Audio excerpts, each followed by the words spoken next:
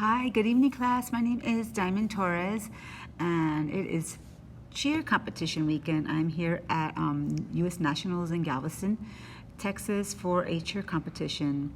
So this is my professional cheer gear.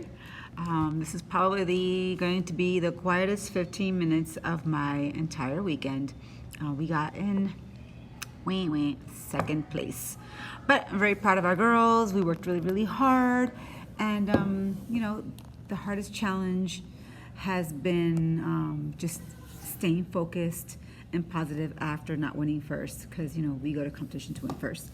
But I've got to teach my girls how to lose, right? So I just wanted to share a little bit of that with you guys. So today's presentation video is going to be about constitutional amendments in reference to sports scenarios that they correlate together.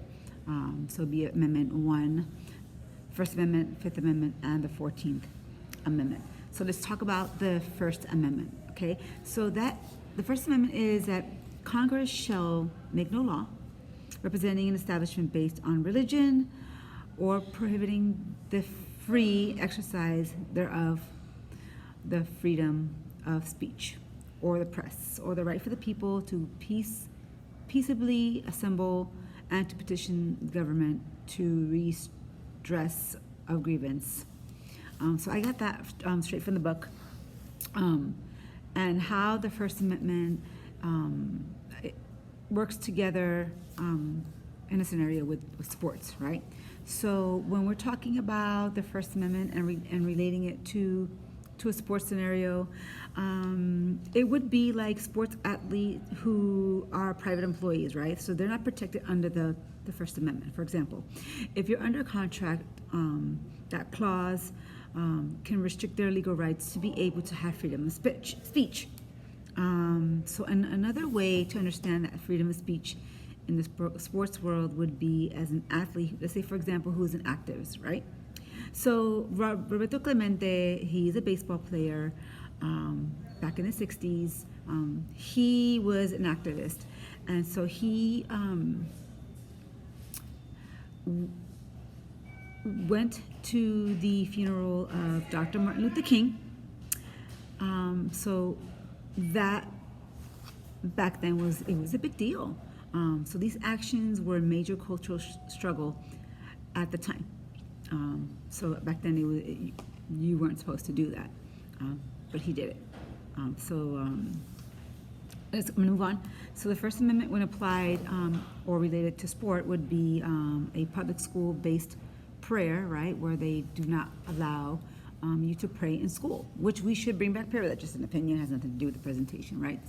But I remember back when I was younger, we used to pray right before classes would start. So that is an example scenario. Freedom of expression, like wearing band arms, freedom of association, such as leagues and association, little league teams, like for me, like I'm wearing my team logo. So let's say if I was to go to work, they would say, my day job as a substitute teacher, they're like, well, you can't wear that, right? So it's allowing me to show, to have my freedom of speech. I hope I didn't confuse you guys. I'm super nervous today. Had a long day, but yeah, super exciting. But yeah, so let's move on to the Fifth Amendment description as it applies to sports. So no person shall be deprived of life or property due process of law. So that would be recruiting, rules violations, consulting, and firing a coach, failed drug tests that cause an athlete to lose a scholarship, a due process clause, which ensures fairness and impartiality before the government denies people their life, liberty, or property. These big words I can't even pronounce. Like, how dare I even put this in this presentation? I was trying to be fancy. But yeah, so that is also information that I took out from the book directly from our book for this class. So a brief sports scenario would be, I looked up this article for USA Today that stated that a former Olympic bobsledder named Ian Danny, right, he admitted to importing an anti-inflammatory drug from Australia called Pentosyn, and he would inject this substance into very wealthy clients, despite them not having any medical issues, right, or even having a medical license to perform so. So he invoked his Fifth Amendment right by refusing to answer questions at the time.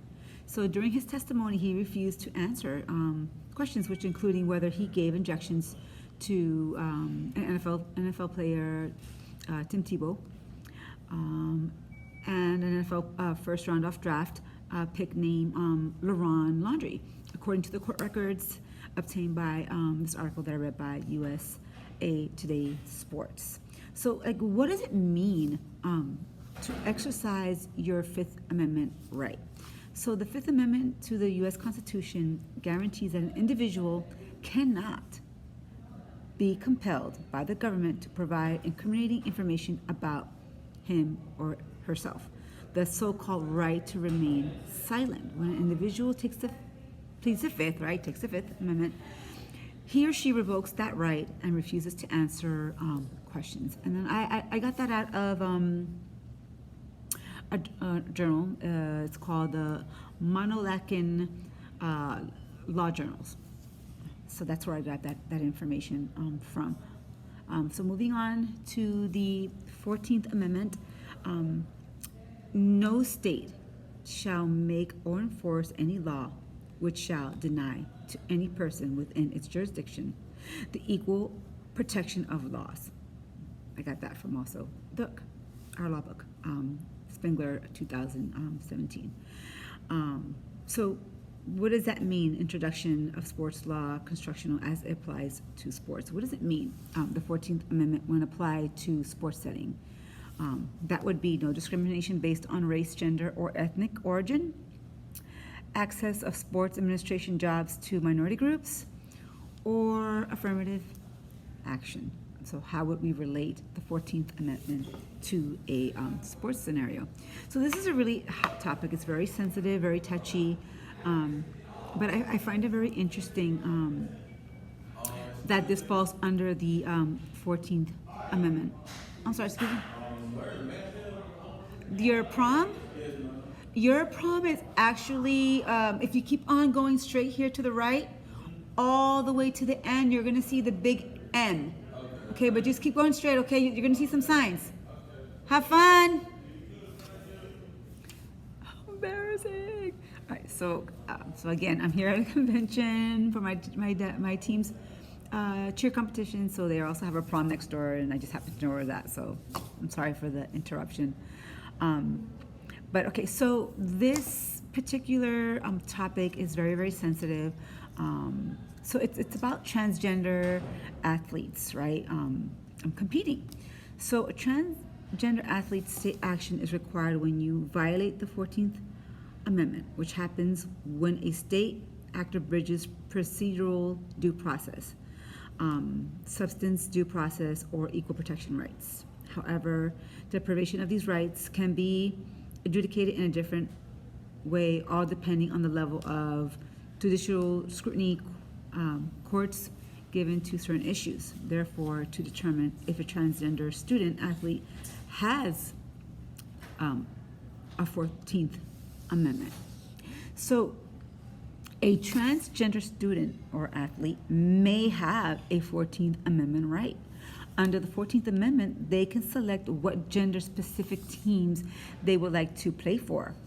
Under the 14th Amendment mentions that a state shall not deprive any person of life, liberty, property, without due process of law, nor deny to any person within jurisdiction the equal protection of rights. Right to play on the gender-specific team of their choice.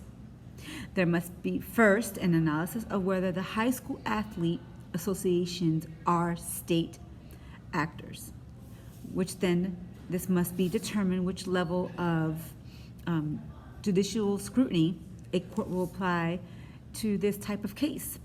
Finally, it is determined if a transgender athlete procedural due process, substance due process, or equal rights could possibly be violated by policies regarding transgender athletes. And I got this this information off of the Marquette Sports Review. So, so every case is different. Every state has their laws, right? With this information of the 14th Amendment, you know, it's what you want, right? It's what you want to do, as long as you're not breaking any laws, right? So, I wish I had more time to learn about transgenders in sports, but unfortunately, the little bit that I learned and that I know was very, very helpful, because I did not know these details. That you, as a transgender, you can pick which team you choose to. You can play for at a state level. So I guess are amendments to the Constitution absolute? That is the question for me, right? But no, they protect reasonable rights. For example, if the First Amendment protects freedom of speech, if this was absolute, then you could lie under oath without any repercussions. That's just my my take on the amendments. I welcome all types of feedback. Any feedback is better than no feedback. So thank you for taking the time to watch this video today, and I hope you guys have a great and safe evening. Thank you. Bye-bye.